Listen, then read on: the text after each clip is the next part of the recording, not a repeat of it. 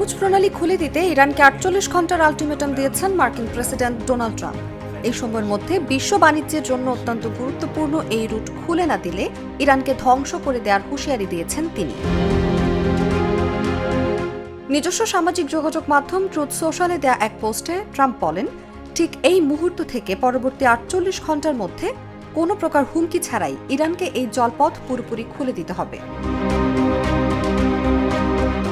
GMT সময় অনুযায়ী Trump শনিবার রাত ১১:৪৪ পোস্টটি শেয়ার করেন। সেই হিসাব অনুযায়ী হরমুজ প্রণালী খুলে দেওয়ার জন্য ইরান সোমবার রাত ১১:৪৪ পর্যন্ত সময় পাচ্ছে। জিএমটির সঙ্গে বাংলাদেশের সময়ের ব্যবধান ৬ ঘন্টা। সেই অনুযায়ী ট্রাম্পের দেয়া আলটিমেটামের শেষ সময় হবে বাংলাদেশ সময় অনুযায়ী ২৪শে মার্চ ভোর ৫:৪৪।